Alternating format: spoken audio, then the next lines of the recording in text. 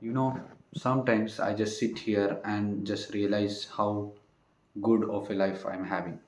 Not in terms of any monetary value, but in terms of how guided I am. Because last year, when I came here to India for my summer vacation in this same exact seat that I'm sitting on, I used to waste a lot of time because I didn't have any direction. I didn't know what I should be doing. I was so ambitious. I knew that I wanted to do a lot of things in life, but I didn't know how I should be starting. And that made me waste a lot of my time last year. But this year, even though I do waste a lot of my time, but it isn't that much compared to last year.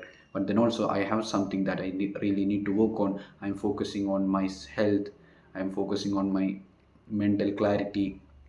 I'm focusing on something that is helping me get better every single day. I'm focusing on things that would actually help me make a lot of money, and then also focus on a lot of my goals and get every single thing that I ever wanted in a way that I knew I worked hard for it. I knew I asked for it, and I knew I was ambitious and delusional enough to get it.